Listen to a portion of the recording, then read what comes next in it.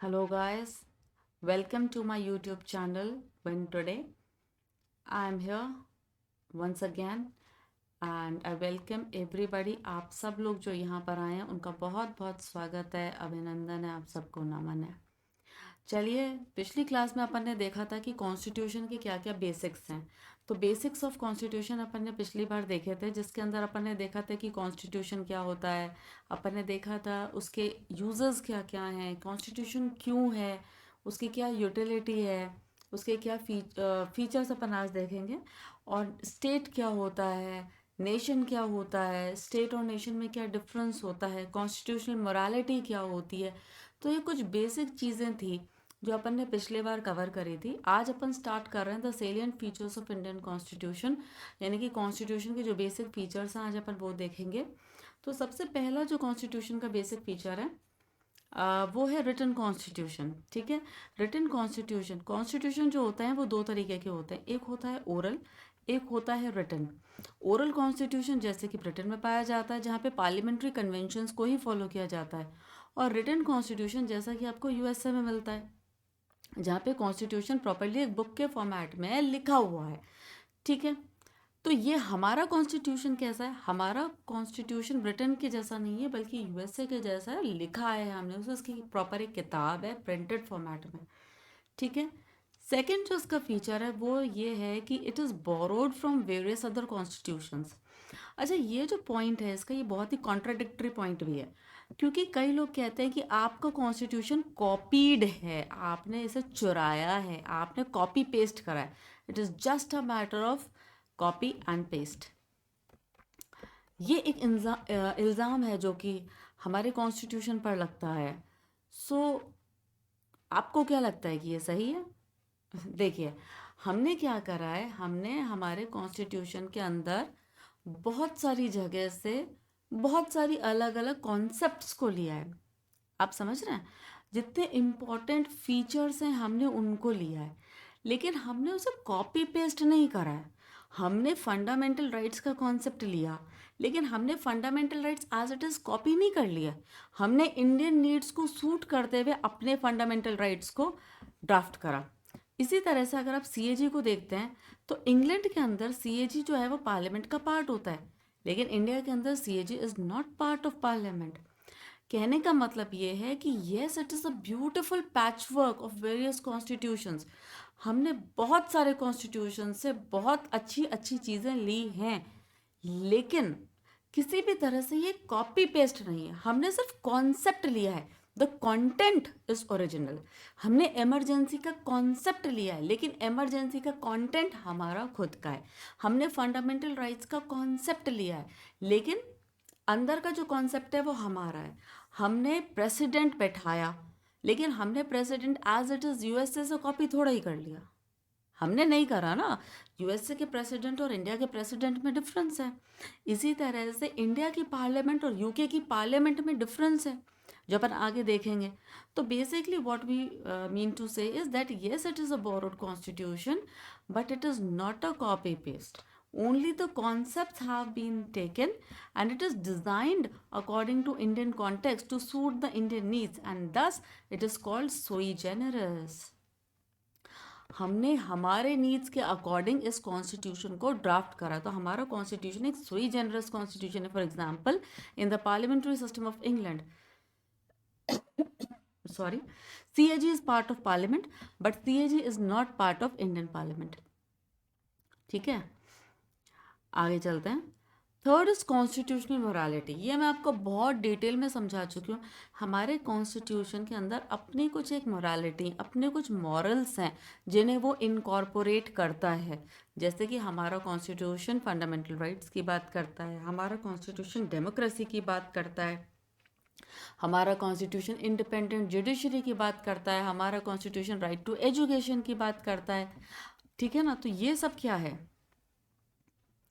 These are all the examples of constitutional morality. These are the morals of the constitution. These are the morals of the constitution. These are the morals of the constitution of India. ठीक है, next is the role of conventions. आपको मैंने कल समझाया था कि what do you mean by conventions. देखिए, India follows rule of law, yes, we follow rule of law. और ये जो रूल ऑफ लॉ है, रूल ऑफ लॉ का मतलब ये है कि हम कॉन्स्टिट्यूशन को फॉलो करते हैं, हम कन्वेंशंस को फॉलो करते हैं, और तीसरा है कि हम कुछ एक लॉज बनाते हैं जो कि लेजिस्लेचर बनाता है, हम उनको फॉलो करते हैं।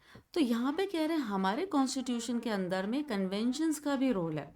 इंडियन कॉन्स्टिट्यूशन बहुत ही लेंथी कॉन्स्टिट्यूशन है। क्यों? क्योंकि इसमें बहुत सारे डिटेल्ड प्रोसीजर्स मेंशन्ड हैं, है ना। इसके अंदर स्टेट्स का यानी यूनिट्स का कॉन्स्टिट्यूशन भी मेंशन्ड है। और in United States of America the constitution of centre and states are different. In case of constitution of UK it is not written and they follow conventions। तो UK में तो पूरा ही conventions को follow किया जाता है। But what about Indian constitution? Indian constitution के अंदर में कन्वेंशंस का बहुत इंपॉर्टेंट रोल है, बिकॉज इट फुलफिल्स, यहाँ पे मेंशन नहीं है लेकिन आप प्लीज इसे नोट कर लीजिए, it fulfils the gaps, it fulfils the gaps in the constitution of India. यानी जहाँ जहाँ कॉन्स्टिट्यूशन शांत है वहाँ वहाँ हम कन्वेंशंस को फॉलो करते हैं। कन्वेंशंस जो होते हैं इनकी एक खास बात ये भी होती है, जस्ट अ मिनट मैं इसको रब कर देती हूँ। कन्वेंशंस जो होते हैं उनकी एक खास बात ये भी होती है कि कन्वेंशंस जो होते हैं दे आर अनरिटन, कहीं लिखे हुए नहीं होते हैं। मैंने आपको ये बात कल भी बताई थी। Enforceable in the court of law, it depends on the will of the court, कि कोर्ट में उसको इम्प्लीमेंट कराना है। तो कन्वेंशंस क्या होते हैं? They are unwritten, conventions are unwritten and they are enforceable in the court of law, they enforceable in the court of law। ये 100% राइट नहीं है, it can be done and it may not happen, दोनों ही बात है। It depends on the will of the court, it depends on the decision of the court कि इसे court में admit करना है या नहीं करना है, ठीक है। तो ये है रोल ऑफ कन्वेंशंस। तो कन्वेंशंस का बेसिक रोल क्या है? That it fulfils the gaps in the constitution, जिसकी वजह से हमारे को एक कंटिन्यूटी मिलती है, कोई ब्रेक्स नहीं आते हैं। वी गेट अ कंटिन्यूटी, कोई ब्रेक नहीं है। कहीं पर अगर साइलेंट है तो ऐसा नहीं कि हम एक हैंग ओवर वाली सिचुएशन में आ गए कि क्या करना है क्या नहीं करना है, ऐसा नहीं है, कंटिन्यूटी रहेगी आपकी, ठीक है। The next is separation of power. What is separation of power? Separation of power is not clear. It is a system of checks and balances. ठीक है। सेपरेशन ऑफ पावर का मतलब है तो है कि we do not have a clear separation of power. See there are three organs, there are three organs of the government. What are they? They are the legislature, the executive and the judiciary.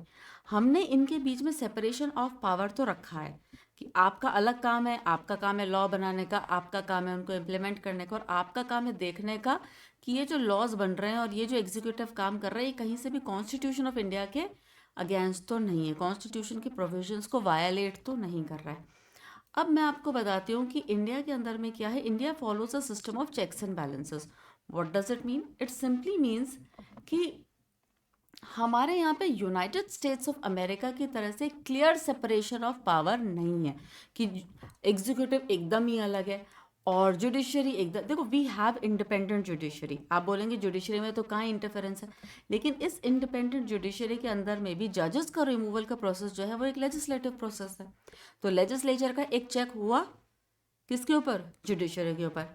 इसी तरह से executive, what is the executive? The council of ministers are the executive and they are responsible to legislature, isn't it? They are responsible to legislature. So it is a legislative check over the executive. Similarly, ये जो executive और legislature है ये जो भी काम करती है इसको जुडिशरी रिव्यू करती है। तो जुडिशरी जब जुडिशियल रिव्यू करेगी तो यहाँ जुडिशियल रिव्यू में अगर इनका कोई भी काम against the basic structure of the constitution होगा, it will be declared null and void, it will be declared null and void. तो जुडिशरी का चेक किसके ऊपर है? लेजिस्लेचर और एग्जीक्यूटिव दोनों के ऊपर है। सो इन शॉर्ट हमारे यहाँ पे we follow a system of checks and balances. मतलब हमारे यहाँ सेपरेशन ऑफ पावर तो है, कुछ हद तक हमने इंडिपेंडेंस तो दी है सबको, लेकिन इसका मतलब ये नहीं है कि जुडिशरी पूरी तरह से ही अलग है, लेजिस्लेचर पूरी तरह से ही अलग है। हमारे यहाँ पे कुछ ना कुछ इंटरलिंकिंग है, कुछ ना कुछ एक दूसरे को चेक करने का वो सिस्टम है। और ये system of checks and balances क्या काम किस लिए यूज आता है कि it prevents arbitrariness, it prevents misuse and overuse of power. Misuse and overuse of power is curtailed. आप इन पॉइंट्स को प्लीज नोट डाउन कर लीजिएगा अपनी कॉपी लेकर के कि separation of power it is not clear. That means we do not have a clear separation of power. Rather, we follow the system of checks and balances. और इससे क्या फायदा होता है? Arbitrary use of power, misuse of power, overuse of power, that is curtailed. इससे क्या होता है? देखिए, जब भी पावर का ओवर यूज होता है, मिसयूज होता है, तो उससे जनता के अंदर, पीपल के अंदर, लोगों के अंदर में क्या होता है? उनके अंदर में एक डिससेटिस्फैक्शन आता है। उनको लगता है कि दे आर बीइंग सप्रेस्ड, उनको दबाया जा रहा है, उनके अधिकारों को दबाया जा रहा है, उनको फ्रीडम नहीं दी जा रही है। और जब भी सप्रेशन वाली फीलिंग होती है, बहुत ज़्यादा हो जाती है, इट रिजल्ट्स इन रिवोल्ट्स। ठीक है, तो हमारे यहाँ पे ऐसा नहीं है, क्योंकि हम अपने यहाँ पे इस misuse, overuse of power, arbitrariness, chaos को प्रिवेंट करने के लिए इंडियन कॉन्स्टिट्यूशन के अंदर बहुत सारे सिस्टम्स हैं। ये system of checks and balances तो है ही है, उसके अलावा भी कॉन्स्टिट्यूशन बहुत जगह पर ओवर यूज ऑफ पावर को चेक लगाता है। कॉन्स्टिट्यूशन अपने आप इसका सबसे मेजर एम क्या है? To limit the government. Why is constitution made? To limit the government. तो फंडामेंटल राइट्स क्या है? They are again check on the power of सरकार, कि आप जनता से उनके कुछ एक मूल अधिकार हैं वो नहीं छीन सकते। You can not snatch them away, you can not take them away. तो ये सब चीज़ें क्या हैं? This is a system of checks and balances. However, checks and balances को अपने को यहाँ पे सेपरेशन ऑफ पावर के कॉन्सेप्ट में समझाना है, यानी लेजिस्लेचर, एग्जीक्यूटिव और जुडिशरी के कॉन्सेप्ट में समझाना है। ठीक है, आगे चलते हैं। Next is detailed administrative procedures. अभी तक अपन ने क्या क्या फीचर्स देखे, एक बार वापस से रिवाइज कर लेते हैं। The first feature is that Indian constitution is a written constitution. The second constitution is that Indian constitution is basically borrowed from various other constitutions and it is a beautiful mix of various constitutions. हमने सबकी अच्छी अच्छी बातें ली हैं, लेकिन हमने copy paste नहीं किया है। हमने हमारी नीड्स को सूट होए उस तरह से इन चीज़ों को अपने कॉन्स्टिट्यूशन में इम्बाइब करा है। ये कॉपी पेस्ट नहीं है, किसी के फंडामेंटल राइट्स कॉपी पेस्ट नहीं है, किसी का कुछ भी कॉपी पेस्ट नहीं है। अगर सोवियत यूनियन से फंडामेंटल ड्यूटी लिया गया है तो उसको कॉपी पेस्ट नहीं करा है, हमने हमारी ज़रूरतों के अकॉर्डिंग फंडामेंटल ड्यूटीज़ को इनकॉर्पोरेट करा है। ठीक है, दिस द सेकेंड पॉइंट। फिर उसके बाद में थर्ड पॉइंट क्या था? Constitutional morality. कॉन्स्टिट्यूशनल मोरालिटी का कॉन्सेप्ट हम समझ चुके हैं कि morals which are mentioned in the constitution. तो हमारा कॉन्स्टिट्यूशन कुछ मॉरल्स की बात करता है, कुछ चीज़ों की बात करता है कि ये मेरी मोरालिटी है। ठीक है। Fourth is convention. जहाँ जहाँ कॉन्स्टिट्यूशन साइलेंट है वहाँ पर कॉन्स्टिट्यूशन ही कुछ कन्वेंशंस को फॉलो करने की, कॉन्स्टिट्यूशन के अंदर से ही एक जैसे प्रेम्बल है, इट इज़ अ गाइड, तो हम कन्वेंशंस को वहाँ पे फॉलो करते हैं। ठीक है ना, और constitution acts as a guide to these conventions. Next is separation of power, जो कि एकदम क्लियर नहीं है। System of checks and balances है, तीनों ऑर्गन्स ऑफ द गवर्नमेंट कहीं ना कहीं एक दूसरे को किसी ना किसी रूप में चेक कर रहे हैं। The next is detailed administrative procedure. देखिए, इंडियन कॉन्स्टिट्यूशन को कहा जाता है कि it is a very detailed constitution. इतना बड़ा कॉन्स्टिट्यूशन लिखने की कहाँ ही नीड आ रही थी। No constitution is that much detailed, जैसा कि हमारा इतना लेंदी कॉन्स्टिट्यूशन नहीं है किसी का। उस लेंदी कॉन्स्टिट्यूशन का एक कारण ये है, what this, that is we have detailed administrative procedures. Indian constitution elaborates detailed procedure of various appointments and administrative mechanism. For example, the election of the president is explained in detail. President का election कैसे होगा, बहुत detail में इसको mention करा हुआ है। President का impeachment कैसे होगा, बहुत डिटेल में इस बात को मेंशन करा हुआ है। ठीक है ना, और ये इतना डिटेल में हमने कुछ कुछ प्रोविजंस को इतना डिटेल में इतना लंबा चौड़ा खींच करके क्यों बताया हुआ है कि इसको ऐसा करना है, ऐसा करना है। जैसे बिल्स के पासेज को हमने बहुत डिटेल में बताया है कि बिल कैसे पास होएंगे। तो इस तरह के जो एडमिनिस्ट्रेटिव प्रोसीजर्स हैं उनको कई जगह बहुत डिटेल में बताया गया है। ऐसा क्यों करा गया है? ताकि कोई एम्बिग्विटी ना रहे। ठीक है, डेमोक्रेसी पे कोई खतरा ना आए। तो this is done to avoid ambiguity. हमारी डेमोक्रेसी इंटैक्ट रहनी चाहिए। आप मान के चलिए इंडिया की जो डेमोक्रेसी है, and not to leave the constitution open to various interpretations by the future generation.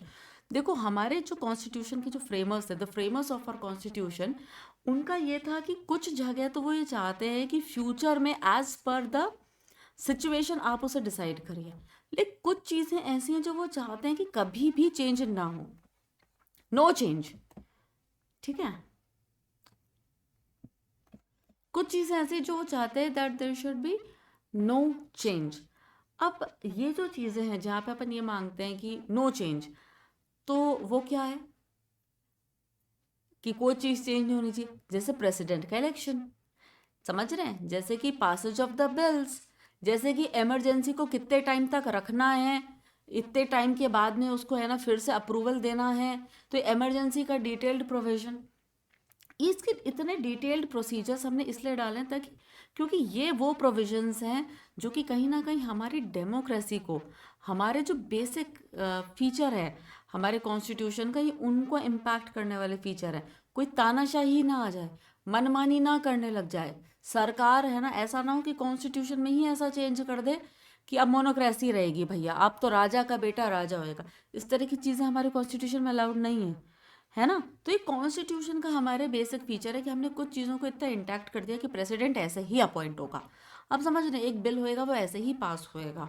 ठीक है, इलेक्शन कमिश्नर जो होंगे वो उनका जो सिस्टम है वो इस तरह से ही चलेगा, उसमें कौन कौन उसके मेंबर्स होंगे नहीं होंगे, ठीक है, कुछ कुछ जगह पर तो मेंशन्ड है और कुछ कुछ जगह पर लॉ पर भी छोड़ा गया है, लेकिन this is basically done to avoid ambiguity and not to leave the constitution open to interpretations.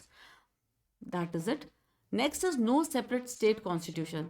देखिए हमारा कॉन्स्टिट्यूशन का एक फीचर ये है कि हमारा कॉन्स्टिट्यूशन एक सिंगल कॉन्स्टिट्यूशन है।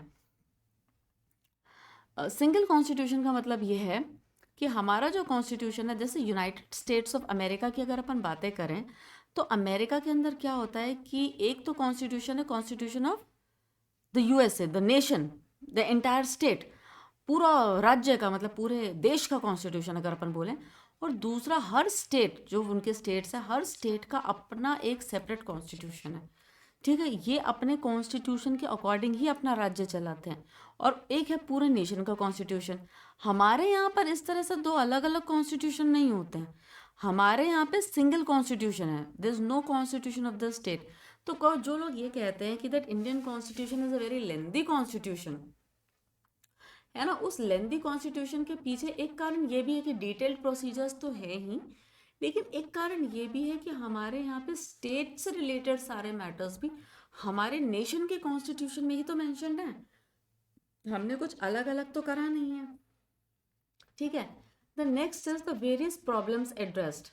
वेरियस प्रॉब्लम्स एड्रेस्ड का मतलब क्या है?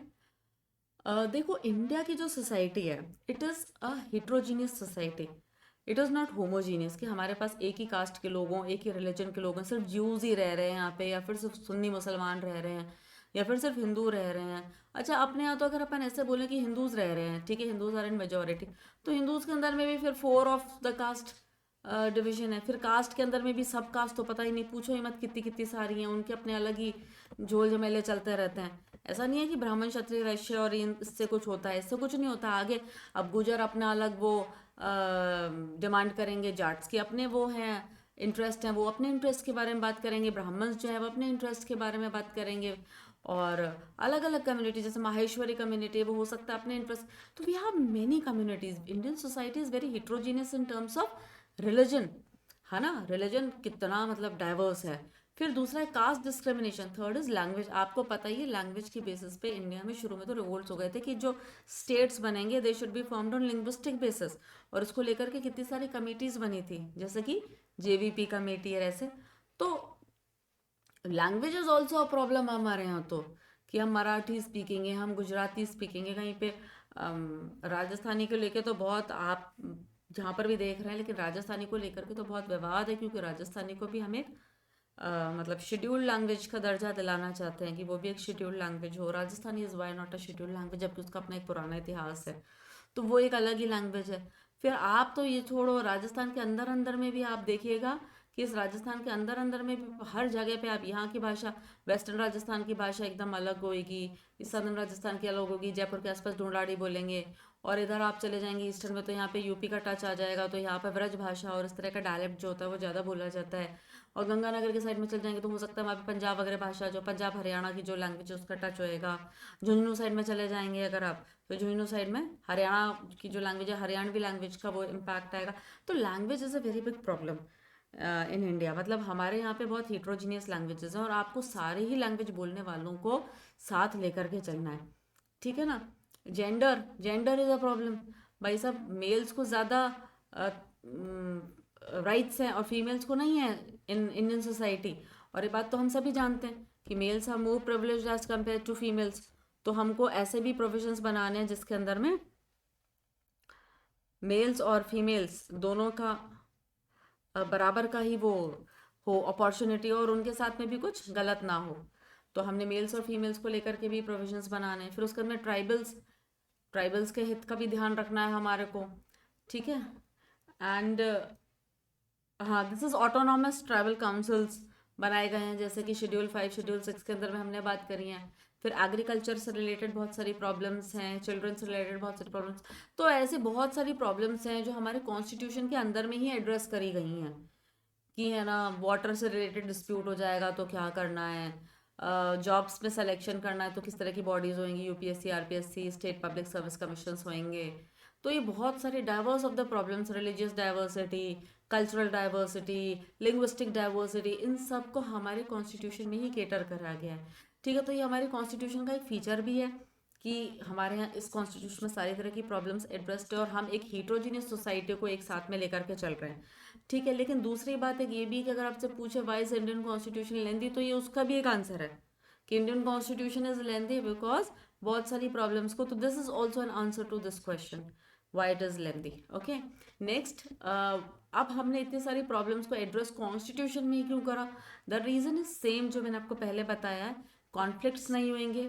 जब कॉन्फ्लिक्ट्स नहीं होंगे तो स्टेबिलिटी रहेगी, और हमारा जो कॉन्स्टिट्यूशन है हमने उसको कोशिश करी कि वो ऑल इंक्लूसिव हो, किसी भी माइनॉरिटी को या कोई भी ऐसे लोग हैं जिनके पास में ज़्यादा मान लीजिए पॉलिटिकल अप्रोच नहीं है, पॉलिटिकल पावर नहीं है, तो वो छूटे ना, ठीक है। उनकी पॉपुलेशन कम है, मान लीजिए पॉपुलेशन कम होने से उनके लोकसभा राज्यसभा में रिप्रेजेंटेशन कम है, रिप्रेजेंटेशन कम होने की वजह से उनकी बात कोई उठाए ही नहीं, ऐसा नहीं होना चाहिए। तो हमने कॉन्स्टिट्यूशन में ही ट्राइबल्स के लिए, फीमेल्स के लिए, इसके लिए प्रोविजंस बनाए हैं, ठीक है। तो various problems have been address. ये हमारे कॉन्स्टिट्यूशन का एक बहुत ही प्यारा फीचर है कि हम यहाँ पे सभी की प्रॉब्लम्स को एड्रेस कर रहे हैं। Next is more flexible than rigid. ये मैंने आपको पिछली वाली क्लास में भी एक्सप्लेन करा था, यहाँ पे शॉर्ट में एक्सप्लेन कर रही हूँ। देखिए, फ्लेक्सिबल कॉन्स्टिट्यूशन और रिजिड कॉन्स्टिट्यूशन जो होते हैं ना, इसके बहुत सारे फीचर्स होते हैं। फ्लेक्सिबल का मतलब होता है जो which can be easily amended. अगर आप उसमें अमेंडमेंट कर सकते हो, if you can do it, तो वो तो हो गया flexible. And if you can not do it easily, दो वो हो गया रिजिड। इंडियन कॉन्स्टिट्यूशन फ्लेक्सिबल भी है और रिजिड भी है। फ्लेक्सिबल कैसे है कि आप उसमें अमेंडमेंट कर सकते हो, रिजिड कैसे है कि कुछ कुछ जगह पे अमेंडमेंट्स करने के लिए मतलब बहुत स्पेशल मेजॉरिटी चाहिए। स्टेट्स की भी 50% ऑफ द स्टेट्स का रैटिफिकेशन भी चाहिए, मतलब 50% ऑफ द स्टेट्स जब अप्रूवल देंगे तब आपकी वो रिजिडिटी वाली जो प्रॉब्लम है, रिजिडिटी वाला वो जो कॉन्सेप्ट है वो वहाँ पे अप्लाई होता है कि हमारा कॉन्स्टिट्यूशन कुछ जगह पर रिजिड है। रिजिड मतलब लेकिन बहुत कम जगह पर ऐसा है जहाँ पर आपको एक स्पेशल मेजॉरिटी पार्लियामेंट में भी चाहिए, और उसके बाद में फिर आप ये भी चाहते हो कि हमारा जो स्टेट्स हैं उनका भी रैटिफिकेशन लो। तो ये बहुत कम जगह पर ही ऐसे प्रोविजन, जैसे जीएसटी को जब अप्लाई करा गया था तो वो एक रिजिड अमेंडमेंट था, मतलब उसके लिए आपको 50% ऑफ द स्टेट्स का अप्रूवल चाहिए था, ठीक है। और फ्लेक्सिबल क्या है? फ्लेक्सिबल बहुत सारे जैसे स्टेट्स बनाने, एक स्टेट है उसका नाम चेंज करना है और कुछ करना है, however these are not considered constitutional amendments. लेकिन बहुत सारी चीज़ें हैं जिसमें जनरली आप बहुत इजीली स्मॉल मेजॉरिटी से ही अपना काम कर सकते हो। So it is generally very very flexible. आप अपने सारे बिल्स, मनी बिल्स और कोई अमेंडमेंट्स भी अगर आपको लेकर के आने हैं, जैसे आपको राइट टू एजुकेशन इंट्रोड्यूस करना था, तो उसके लिए आपको कोई स्पेशल मेजॉरिटी थोड़ी ही चाहिए थी, you can do it very easily. So at times it is very much flexible. तो हम यही कहेंगे कि हमारा जो कॉन्स्टिट्यूशन है वो ज़्यादा फ्लेक्सिबल है as compare to being rigid. Rigid वो कम है लेकिन कम है। दूसरा जो फीचर है हमारे इंडियन कॉन्स्टिट्यूशन का, देखिए ऐसा होता है कि जो कॉन्स्टिट्यूशन रिटन होता है ना वो थोड़ा सा रिजिड होता है। तो हमारे कॉन्स्टिट्यूशन का रिजिड फीचर अगर अपन देखें कि रिजिडिटी वाला फीचर क्या है, तो रिजिडिटी वाला जो फीचर है वो है ये कि हमारा कॉन्स्टिट्यूशन है वो रिटन है। रिटन कॉन्स्टिट्यूशन जो है वो इसे रिजिड बनाता है। कई कई जगह पे स्पेशल मेजोरिटी जो मांगी जाती है जिससे ही बिल पास हो सकते हैं, वो इस कॉन्स्टिट्यूशन को रिजिड बनाता है। ठीक है। और फ्लेक्सिबल क्या बनाता है? Easy to amend. ठीक है, it is very easy to amend with simple majority. Simple majority से हम जहाँ जहाँ चीज़ें अमेंड कर पा रहे हैं वो इसे फ्लेक्सिबल बनाता है। ठीक है। और हमारा कॉन्स्टिट्यूशन फ्लेक्सिबल है, रिजिड है, इन दोनों का कॉम्बिनेशन है। इसको हमने एज अ पर इंडियन नीड्स ही डिज़ाइन करा। अगेन दिस शोज कि हमारा कॉन्स्टिट्यूशन एक कॉपी पेस्ट कॉन्स्टिट्यूशन नहीं है। हमने इसे अपनी नीड्स को सूट करने के लिए बनाया है। नेक्स्ट इज हमारा कॉन्स्टिट्यूशन इम्बाइब करता है rule of law, due process of law and procedure established by law. Due process है, देखिए ड्यू प्रोसेस ऑफ लॉ का मतलब होता है कि जुडिशरी जो है उसके पास में एडिक्वेट पावर्स हैं और वो चेक करेगा कि आप जो कानून बना रहे हैं वो सही है या नहीं है। That is due process of law. So here the judiciary is powerful. ठीक है। और ये जो प्रोसीजर स्टैब्लिश्ड बाय लॉ है, this procedure established by law, what does it से? इट सेज कि आपने पार्लियामेंट इज सुप्रीम, मतलब पार्लियामेंट जो लॉ बना रहा है उसके अकॉर्डिंग आप काम कर रहे हो कि नहीं कर रहे हो। लॉ सही है गलत है उससे मतलब नहीं है। मतलब सिर्फ इस बात से है कि it is according to law.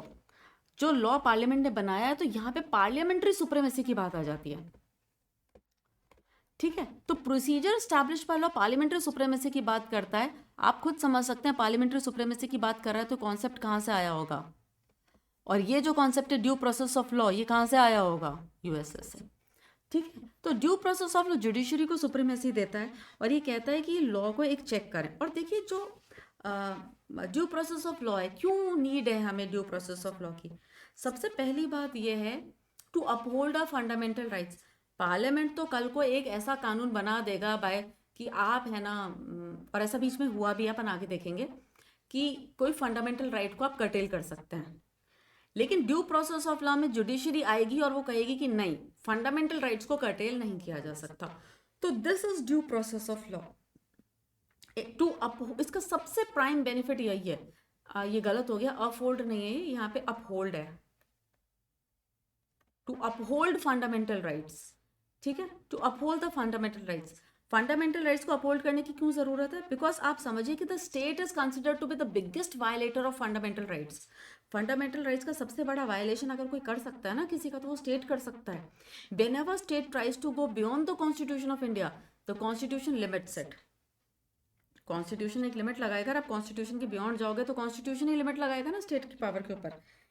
Independent judiciary अगर होगी, है ना, limit set and full stop है यहाँ पे। And independent judiciary places reasonable restriction on legislature and executive to prevent arbitrariness. यानी जुडिशरी है वो चेक करेगी कि आप जो लॉ बना रहे हो और आप जो लॉ इंप्लीमेंट कर रहे हो प्रोसीजर स्टैब्लिश बाय लॉ से, वो कहीं आर्बिट्रेरी तो नहीं है। आप कानून ही गलत बना रहे हो। आपने जो कानून बनाया है वो ही it is against the spirit of constitution, ऐसा तो नहीं है। तो वो कौन चेक करेगा? Due process of law.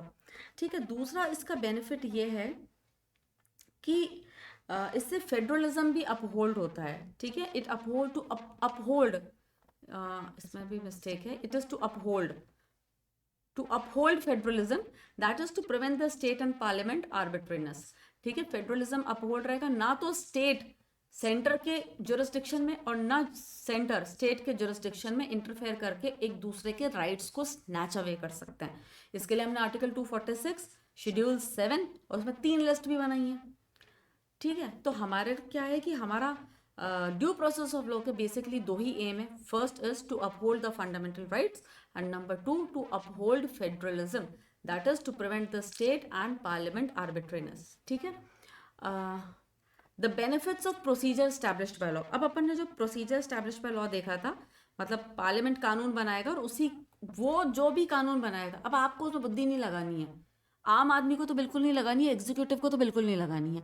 Executive को तो वही करना है जैसा लॉ बन गया। जुडिशरी इंटरप्रेट करेगा कि वो लॉ सही है कि नहीं है।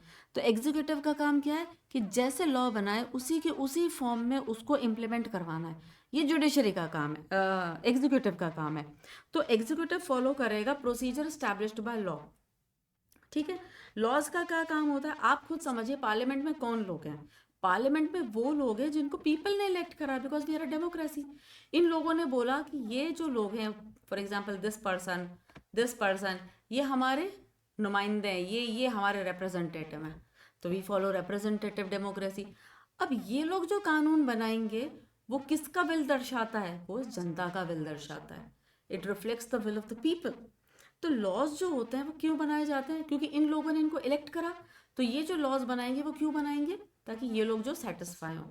ठीक है। तो laws are made to satisfy the aspirations of the people, to satisfy the aspiration of the constituencies जहां से वो इलेक्ट होकर के आए हैं। This is procedure established by law. It holds the essence of representative democracy. आप समझिए इस बात को। ठीक है ना। ये पार्लियामेंट को सुप्रीम बनाता है। और आप इस बात को समझिए, यहाँ पे पार्लियामेंट सुप्रीम है। पार्लियामेंट का काम है लॉ बनाने का, और वो जो लॉ होंगे वो जनता का विल रिफ्लेक्ट करेंगे। Due process of law does not test the wisdom of legislature और executive but test only the constitutionality. ये खास बात है कि देखो वो ये नहीं देखेंगे कि आपने जो कानून बनाया, ड्यू प्रोसेस लॉ में जुडिशरी के पास में केस गया, फॉर एग्जाम्पल एक बिल बना, जुडिशरी के पास में केस गया। अब जुडिशरी से कहा कि आप टेस्ट करो इसको, तो वो ये नहीं टेस्ट करेंगे कि है ना पार्लियामेंट ने कितनी बुद्धि लगा कर इसको बनाया है, इसमें क्या क्या कमियां हैं। No, they will test only the constitutionality, कि कॉन्स्टिट्यूशन के अकॉर्डिंग ऐसा काम करना सही है या गलत है। जैसे डिमोनेटाइजेशन करा गया, कि क्या डिमोनेटाइजेशन कॉन्स्टिट्यूशन के स्पिरिट के अगेंस्ट है या फेवर में है। तो सुप्रीम कोर्ट ने कहा कि नहीं, डिमोनेटाइजेशन एकदम सही है, एज पर रूल्स है, कॉन्स्टिट्यूशन के बिल्कुल अगेंस्ट द स्पिरिट नहीं है।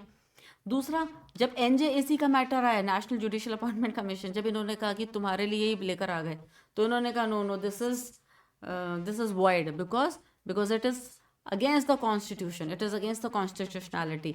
तो ट्रांसपेरेंसी, जबकि यहाँ पर पार्लियामेंट का एम क्या था? पार्लियामेंट की विजडम तो बहुत अच्छी थी ना। वो तो ये चाह रहे थे कि हमारे जुडिशरी अपॉइंटमेंट जो होते हैं, जुडिशियल अपॉइंटमेंट्स जो होते हैं, उसके अंदर एक ट्रांसपेरेंसी है। लेकिन वो transparency, wisdom was very right, wisdom was good. मतलब पार्लियामेंट ने जो सोचा अच्छा सोचा, हमारे जो रिप्रेजेंटेटिव्स हैं उन्होंने जो सोचा अच्छा सोचा, लेकिन कॉन्स्टिट्यूशन उस चीज़ को अलाउ नहीं करता।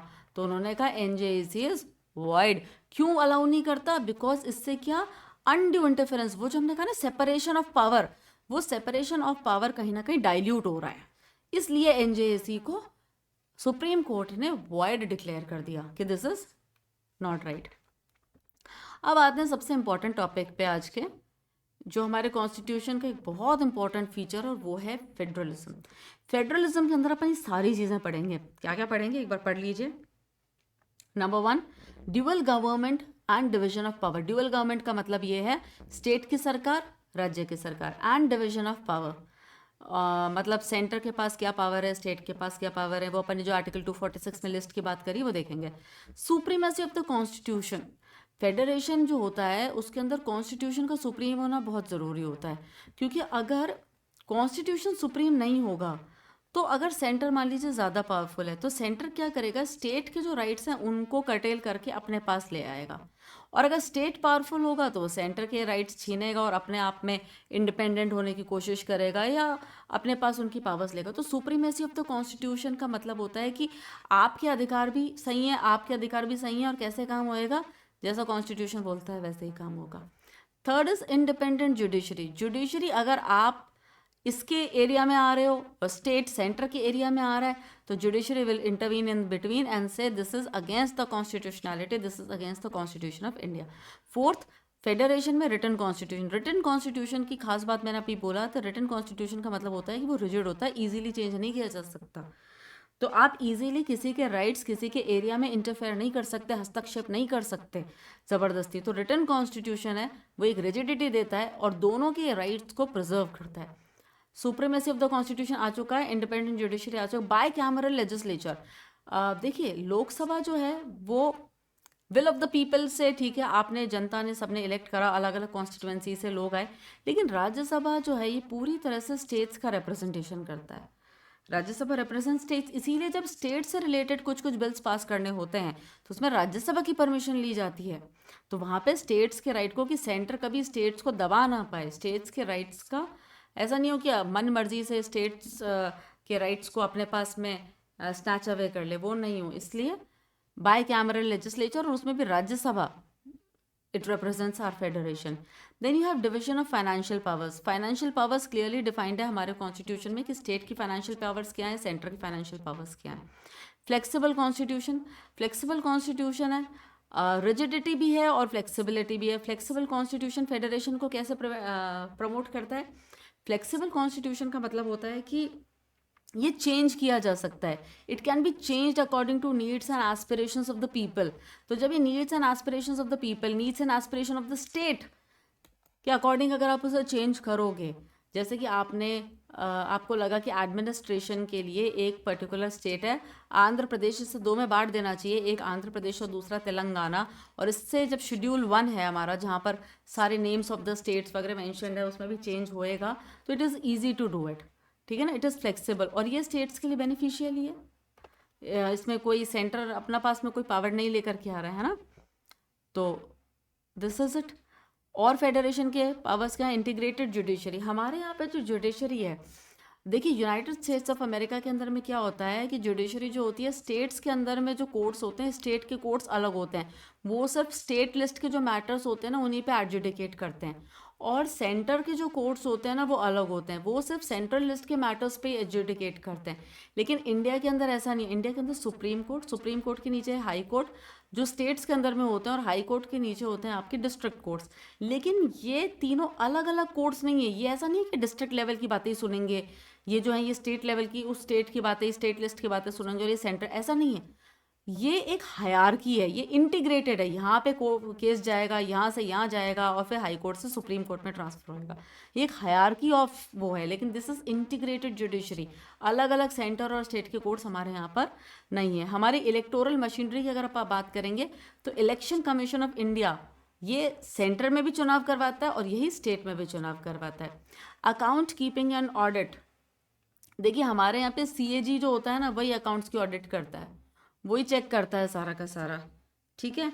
और फिर इमरजेंसी प्रोविजंस, इमरजेंसी के जो प्रोविजंस हैं ये भी कहीं ना कहीं हमारे को हमारे फेडरल फीचर है, जिसमें फेडरल फीचर भी कैसे, तो हम कौन फेडरल फीचर बोल सकते हैं, जिसके अंदर सेंटर हल्का सा ज़्यादा पावरफुल हो जाता है और स्टेट के ऊपर सेंटर का रूल हो जाता है। इसको डिटेल में पढ़ेंगे अभी। सेंट्रल कुछ नॉर्मल टाइम्स होते हैं, कुछ एक्सेप्शंस हैं, इनको भी देखेंगे। कुछ एक्सेप्शंस है जहाँ पे सेंटर स्टेट के ऊपर रूल्स बना सकता है, स्टेट को एडजुडिकेट कर सकता है, एडमिनिस्टर कर सकता है, ठीक है।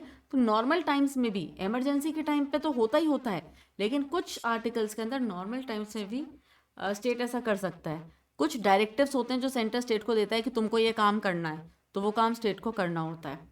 गवर्नर जो हमारा फेडरल फीचर है। Citizenship, we do not follow dual citizenship,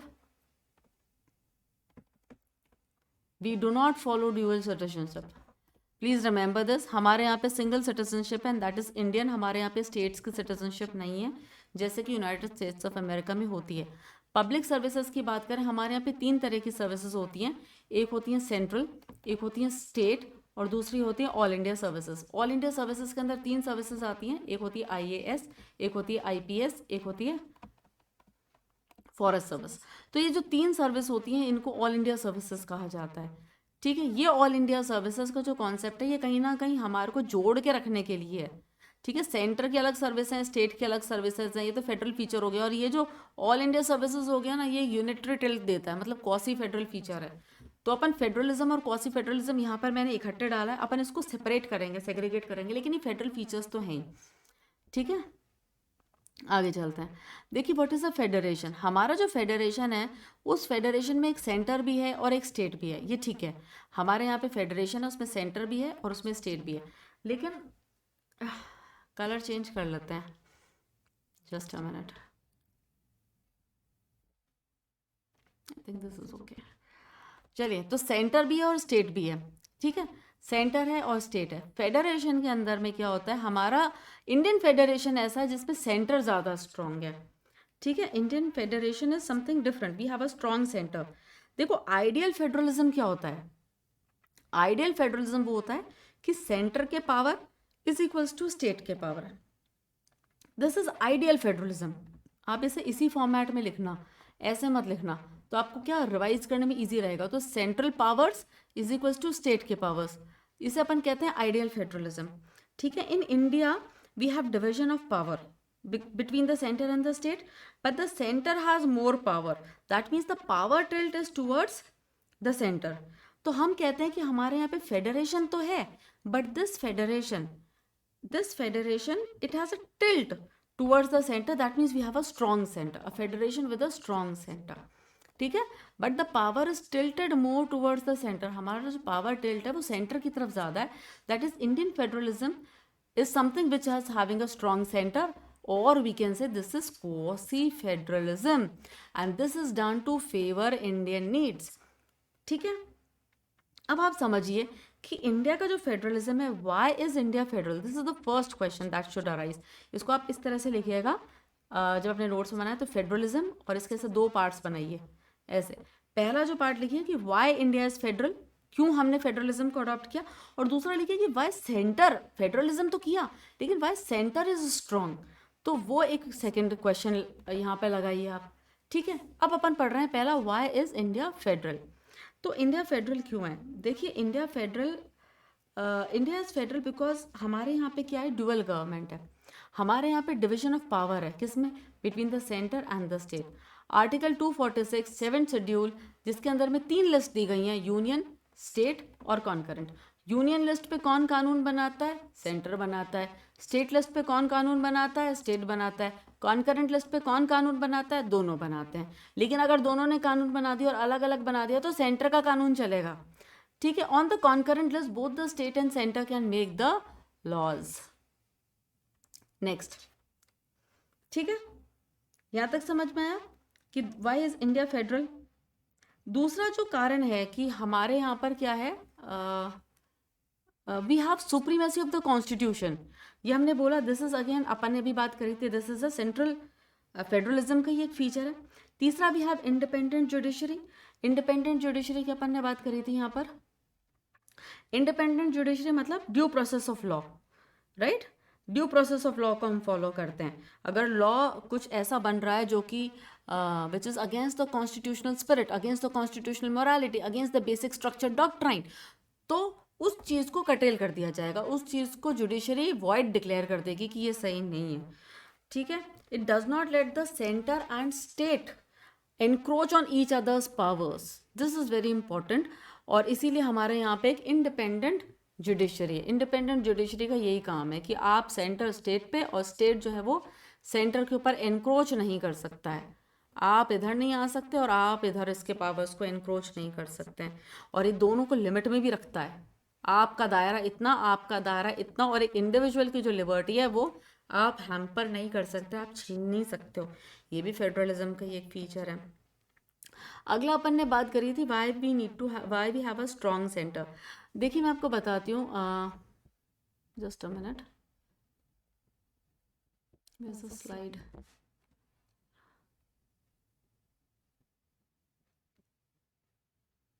हाँ, why India has a strong centre. हमारे स्ट्रॉन्ग सेंटर क्यों है, देखिए दो तरह से फेडरेशन बनता है। एक फेडरेशन होता है coming together federation. Coming together federation मतलब बहुत सारे स्टेट्स हैं, ये स्टेट ए है, 1 है फॉर एग्जांपल, ये स्टेट 2 है, ये स्टेट 3 है, ये स्टेट 4 है। इन्होंने कहा चलो चलो अपन चलते हैं और मिल करके क्या बनाएंगे, एक फेडरेशन बनाएंगे। और इन्होंने क्या करा, अपनी कुछ पावर्स एक सेंटर को दी, इसने कुछ पावर दी, इसने कुछ पावर दी, इसने कुछ पावर दी, इसने कुछ, और फिर ये सेंटर बना, ये तो कुछ एग्जिस्ट ही नहीं करता था और ये सेंटर पावरफुल हो गया। इसे कहते हैं कमिंग टुगेदर फेडरेशन। यहाँ पर कौन पावरफुल था, ये स्टेट 1, स्टेट 2, स्टेट 3, स्टेट 4, ये लोग पावरफुल थे, ठीक है। लेकिन जब होल्डिंग टुगेदर फेडरेशन की बात आती है तो वहाँ पर क्या होता है, वहाँ पर आप ऐसा मानिए कि ये आपका सेंटर है, ये सेंटर पहले से एग्जिस्ट कर रहा है and it is very powerful. States comparatively कम पावरफुल है। This is state 1, this is state 2, this is another state 3, this is state 4। अब सेंटर क्या करेगा, इनको अपने साथ जोड़ के रखेगा और स्टेट सेंटर को पावर नहीं दे रहे, सेंटर अपनी कुछ पावर स्टेट को दे रहा है कि लो तुम कम पावरफुल थे, तुम ये ले लो। This is a holding together type federation. Indian federation जो बना है, it is a holding together type federation, क्योंकि 1947 के अंदर में जब इंडिया आज़ाद हुआ था, उस टाइम पे हमारे यहाँ पर जो प्रोविंसेस थे, जो प्रिंसली स्टेट्स थे, I must have written it somewhere, तो जहाँ पे भी प्रोविंसेस थे और प्रिंसली स्टेट्स थे, उन लोगों के पास में इतनी पावर नहीं थी। ठीक है, वो पावरफुल नहीं थे, लेकिन हमारा सेंटर बहुत पावरफुल था। यहाँ तो ब्रिटिश भाई हम ब्रिटिश राज था ये तो, और प्रोविंसेस और princely state were not that powerful. तो सेंटर ने अपनी कुछ कुछ पावर इधर इधर इधर उधर चारों तरफ ट्रांसफर करी। तो we are holding together. State ने पावर नहीं दी है, सेंटर ने इनको पावर दी है। Federation coming together, federation in US से है ना, holding together type of federation. ठीक है, इसके अंदर में क्या होता है, states are tightly held in a confederation के अंदर, दोनों ही फेडरेशन के अंदर में स्टेट्स तो टाइटली हेल्ड होते हैं। In a confederation states have the right to secede, USSR कि यूएसएसआर। अब यूएसएसआर जो था वो एक कॉन्फेडरेशन था, वो फेडरेशन नहीं था, इसीलिए जब 1991 की बात हुई तो वो पूरा टूट गया। वो जो स्टेट्स उसके साथ में मिले हुए थे, उन्होंने कहा हम तो जा रहे हैं यहाँ से, और वो लोग निकल गए। तो आपको इतना याद रखना है कि holding together type of federation के अंदर पावर फ्लो जो है, प्लीज याद रखिएगा कि holding together type of federation के अंदर में जो पावर का फ्लो है, that is from top to bottom, that is from top to bottom. ठीक है, तो होल्डिंग टुगेदर फेडरेशन में power flow is from top to bottom, और ये जो कमिंग टुगेदर फेडरेशन है, here the power flow is from bottom to top, ऐसा।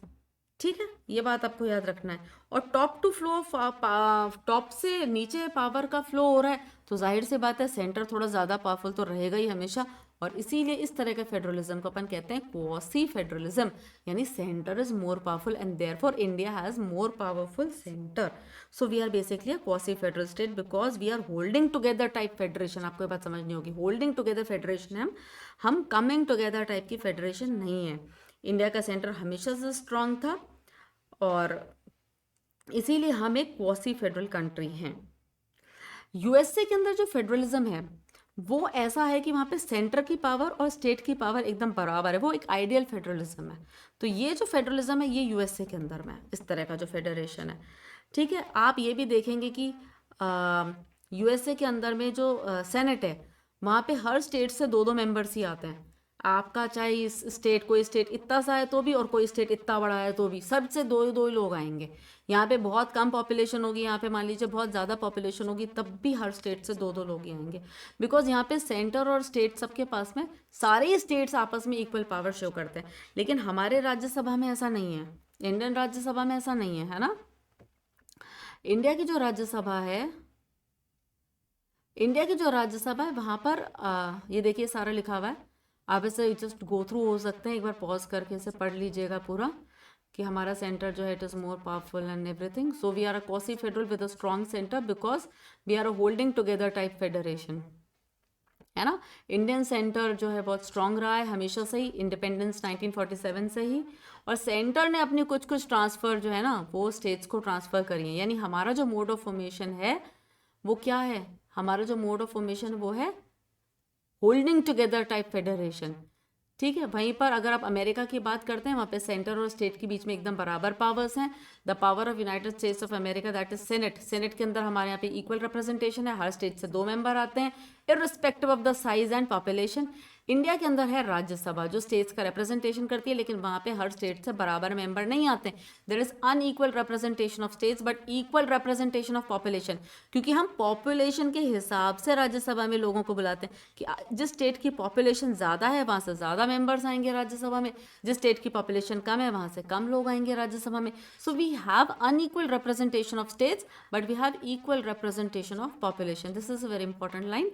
आई hope आपको समझ में आ गया है कि हम पॉपुलेशन के बेसिस पे राज्यसभा के अंदर में मेंबर्स लेकर के आते हैं हर स्टेट से। स्टेट कितना बड़ा है कितना छोटा है उससे मतलब नहीं है, हमारे हर पॉपुलेशन को इक्वल रिप्रेजेंटेशन मिलना चाहिए, ये हमारा एम है। ठीक है ना। तो हमारे यहाँ पे अगर अपन बोले अनइक्वल रिप्रेजेंटेशन है, तो हाँ अनइक्वल रिप्रेजेंटेशन है, वो स्टेट से है, लेकिन equal representation of the people है। ठीक है। इंडिया जो है बिल्कुल प्रोपोर्शनेट रिप्रेजेंटेशन ऑफ पीपल लेता है, आपको पता है, मतलब ये जो है प्रोपोर्शनेट जाता है, proportionate to population. This is proportionate to population in Rajya Sabha, that is seats allocation is as per population. ठीक है। एक और बात मैं आपको बताती हूँ कि हमारा सेंटर ज़्यादा पावरफुल क्यों है। उसका कारण ये है कि हमारे यहाँ पे जितनी भी रेजिडरी पावर्स हैं, प्लीज़ आप इसको नोट कर लीजिएगा कि जितनी भी हमारे यहाँ पे जो रेजिडरी पावर्स हैं, और ये रेजिडरी पावर्स कहाँ दी गई हैं, ये दी गई हैं आर्टिकल 248 के अंदर में। यानी वो पावर जो सेंटर में नहीं आई, स्टेट लिस्ट में नहीं आई, कॉन्करेंट लिस्ट में नहीं है, वो जो पावर्स है वो सारी की सारी सेंटर के पास होती हैं। ठीक है, which are not mentioned anywhere, उनको वो देते हैं। और ये फीचर हमने कहाँ से लिया है, ये भी आप नोट कर लीजिए, this feature has been borrowed from Canada. ठीक है, बहुत बढ़िया। चलिए आगे चलते हैं।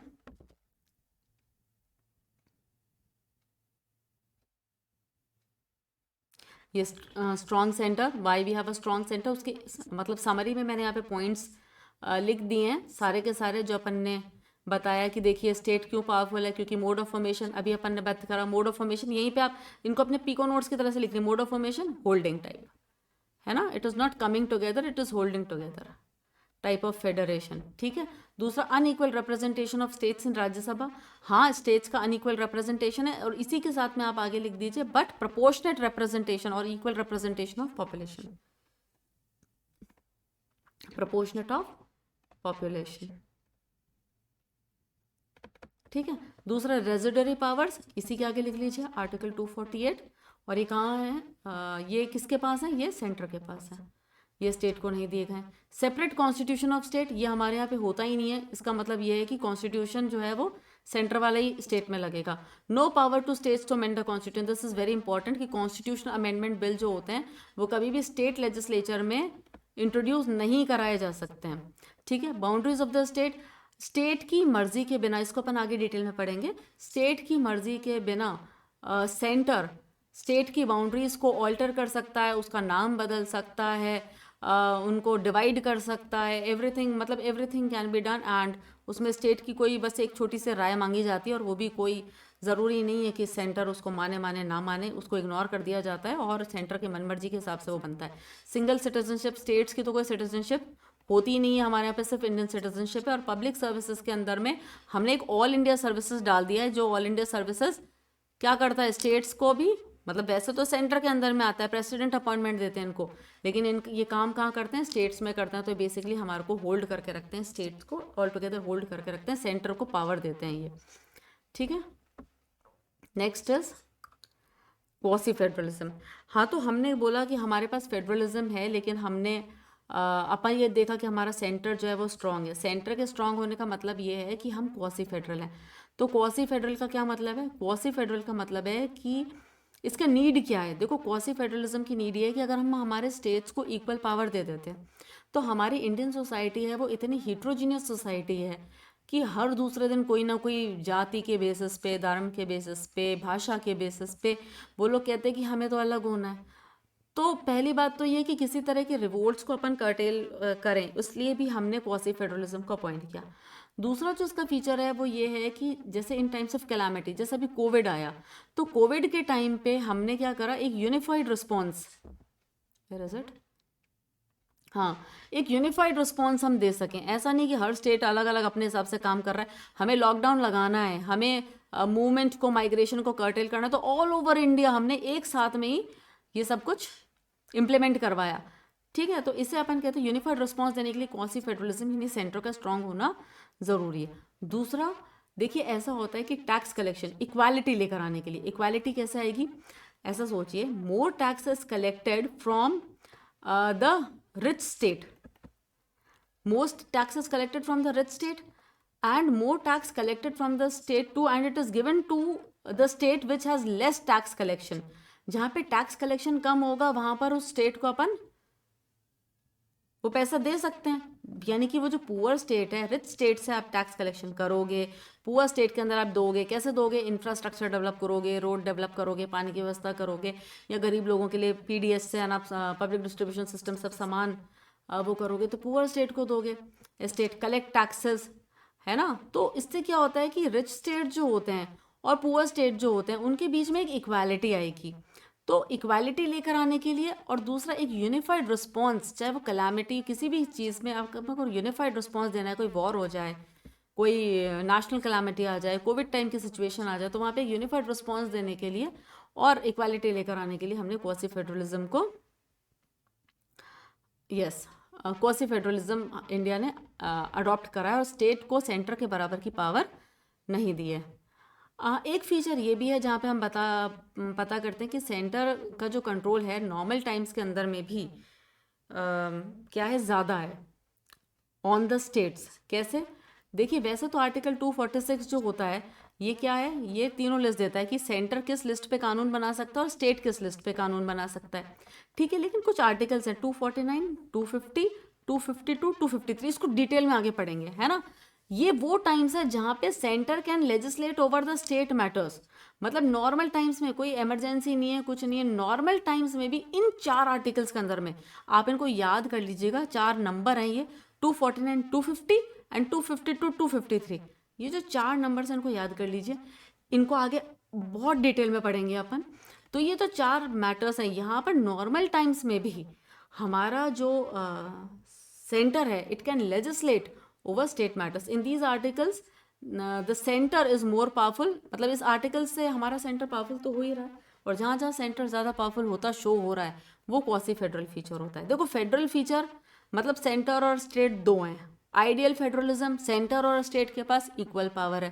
क्वासी फेडरलिज्म, सेंटर के पास ज़्यादा पावर है, स्टेट के पास थोड़ी कम पावर है। यूएसए आइडियल फेडरलिज्म है, इंडिया क्वासी फेडरलिज्म है, क्योंकि हमारे पास में हमारा जो सेंटर है उसके पास में ज़्यादा पावर है। ठीक है, तो आज इतना ही करेंगे। कुछ एक फीचर्स और आगे रह गए हैं वो, और फिर कुछ क्वेश्चंस आगे और रहेंगे, वो अपन कल देखते हैं। और आज के लिए इतना ही। और फेडरलिज्म के भी कुछ एक फीचर्स रह रहे हैं कि यह सेंटर कहाँ का डायरेक्टिव्स इशू कर सकता है। तो डायरेक्टिव्स इशू करने की जो पावर है सेंटर की, ये भी एक बार देख लीजिए आप कि डायरेक्टिव्स इशू करने की सेंटर की जो पावर है कि स्टेट को डायरेक्शन दे रहे हो कि ऐसा करो, ये इम्प्लीमेंट करो, है ना। तो वो जो डायरेक्टिव्स हैं वो भी एक तरह से यही तो हुआ कि मेरे पास पावर ज़्यादा है, इसीलिए तो मैं आपको आदेश दे पा रहा हूँ कि आपको ये काम करना है। एक बात याद रखने लायक इस चीज़ में ये है कि ये जो डायरेक्टिव्स इशू करे जाते हैं ना सेंटर के द्वारा, ये जो डायरेक्टिव्स होते हैं ये दीज आर नॉट लेजिस्लेटिव। मतलब लेजिस्लेचर का काम नहीं है, they are executive in nature. ठीक है, they are not legislative in nature, laws वगैरह नहीं होते हैं डायरेक्टिव्स, ये एग्जीक्यूटिव डायरेक्शंस ही होते हैं। ठीक है, इसको और डिटेल में पढ़ेंगे कल। तो आज के लिए इतना ही। प्लीज़ आप इसको रिवाइज करिए कि हमारे कॉन्स्टिट्यूशन के क्या क्या सेलियंट फीचर्स हैं। और मैंने आपको बहुत सारे फीचर्स बताए हैं जो आपको लक्ष्मीकांत में भी नहीं मिलेंगे बहुत सारे तो। और रिटन कॉन्स्टिट्यूशन है, it is borrowed from various other constitution, इसको और डिटेल में देखेंगे कल। सेकेंड इज कॉन्स्टिट्यूशनल मोरालिटी, ये अपन ने देख लिया है। रोल ऑफ कन्वेंशंस, हमारे कॉन्स्टिट्यूशन में कन्वेंशंस का बहुत इंपॉर्टेंट रोल है, क्योंकि जहाँ जहाँ गैप होता है वहाँ वो क्विक रिकैप है, ये एकदम सुन लीजिए सर फटाफट। फिर separation of power, separation of power मतलब जुडिशरी, एग्जीक्यूटिव और लेजिस्लेचर तीनों की अलग अलग पावर है, एक दूसरे के डोमेन में आप इंटरफेयर नहीं करते हो, लेकिन फिर भी हमने क्लियर सेपरेशन ऑफ पावर नहीं रखा है अमेरिका की तरह से। और हमारे यहाँ पे system of checks and balances है। चेक्स एंड बैलेंसेस का मतलब ये होता है कि ये तीनों ही ऑर्गन एक दूसरे को किसी ना किसी तरह से कंट्रोल करते हैं। ठीक है, अगला जो है वो है नो सेपरेट स्टेट कॉन्स्टिट्यूशन। हमारे कॉन्स्टिट्यूशन का एक फीचर ये भी है कि हमारे यहाँ पे स्टेट और सेंटर का कंबाइंड कॉन्स्टिट्यूशन है। अगला है, हमने यहाँ पे बहुत सारी various problems have been addressed, चाहे वो एग्रीकल्चर से रिलेटेड हो, चाहे वो ट्राइबल से रिलेटेड हो, वुमेन से रिलेटेड हो, बच्चों से रिलेटेड हो, चाहे वो कास्ट से हो, लैंग्वेज से हो। तो हमने इतनी सारी प्रॉब्लम्स का को वहीं एड्रेस कर दिया। उसका एकमात्र रीज़न ये है कि हम स्टेबिलिटी रखना चाहते हैं। अनदर इज, हमारा जो कॉन्स्टिट्यूशन है वो अब तक 105 बार अमेंड हो चुका है, और ये प्रूव करता है कि हमारा जो कॉन्स्टिट्यूशन है it is a flexible constitution and it is not rigid in nature. Next जो है वो है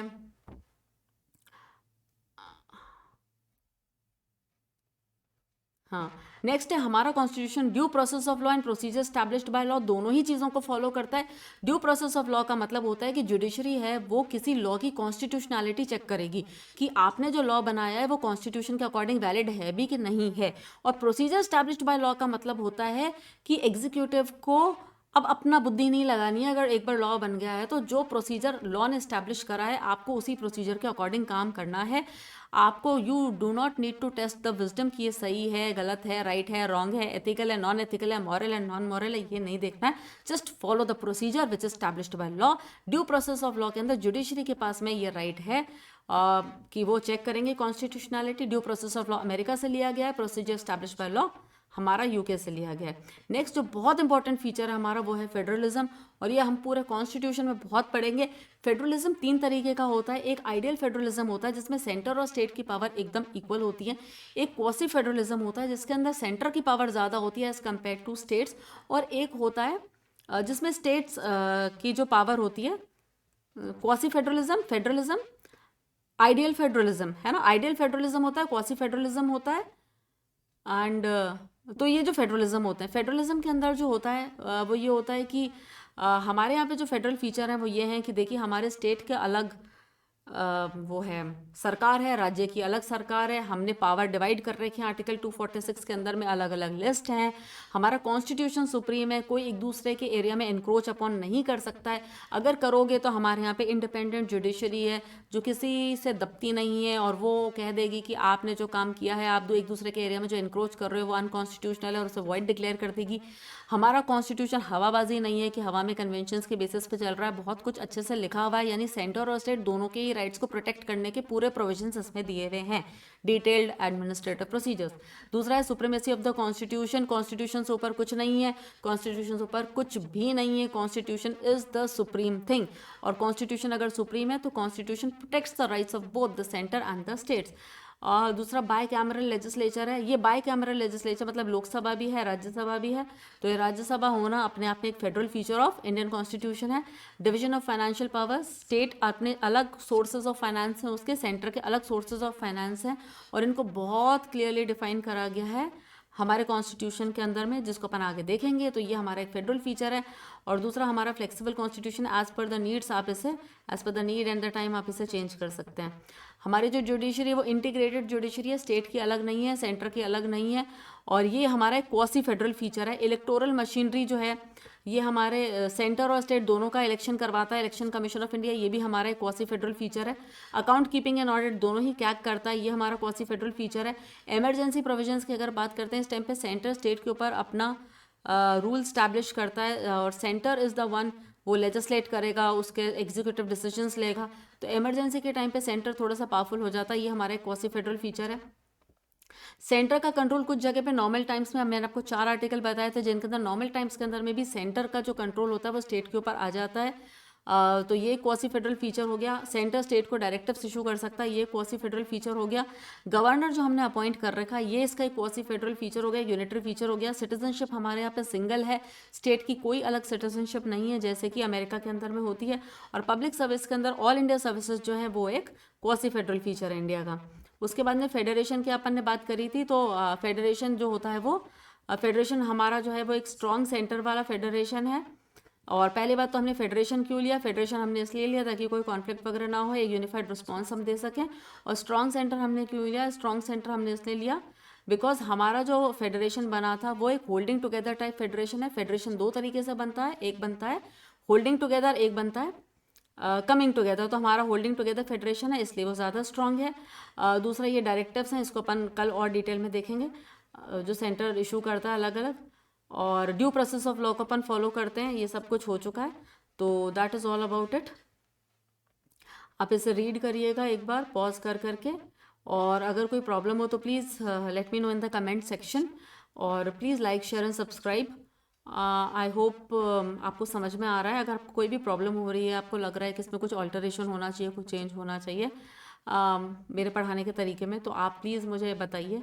और मैं एक्सपेक्ट करती हूँ कि आप इन स्लाइड्स के भरोसे मत रहिए, अपने शॉर्ट नोट्स बना लीजिए इन चीज़ों को लेकर के, क्योंकि वो आपके लास्ट में बहुत काम देंगे आपको। और आप पॉइंट्स बना लीजिए कि these are the features, salient features of Indian constitution. तो वो आपको बहुत हेल्प देगा लास्ट मोमेंट पे। और उसके शॉर्ट शॉर्ट पॉइंट्स लिख लीजिए, क्योंकि आपको इतना ही लिखना होता है पेपर में। आप एक एक दो दो लाइन्स देते हैं। मैंने आपको यहाँ पे जो पॉइंट्स बना के दिए हैं जिस तरह से, इसी तरह से पॉइंट्स बनाइए और इसी के आगे छोटा छोटा छोटा छोटा ये लिख लीजिए। बस ये आपके नोट्स बन जाएंगे, आपको ये पूरा लिखने की ज़रूरत नहीं है। हाँ, आपको होल्डिंग टुगेदर, कमिंग टुगेदर ये लिखना है तो इनको भी शॉर्ट में आप अपना मेंशन करिए। ये जो अपन लंबे लंबे ऐसे पूरा लिखते रहते हैं, नोट्स बनाते रहते हैं, ये फालतू का टाइम वेस्ट मत करिए इन सब चीज़ों में। एकदम अच्छे से नोट्स बनाइए। कोई नीड पड़ती है और कुछ है, आप कोई पीपीटीज चाहिए कुछ भी, तो प्लीज़ लेट मी नो। और thank you very much and see you all in the next session.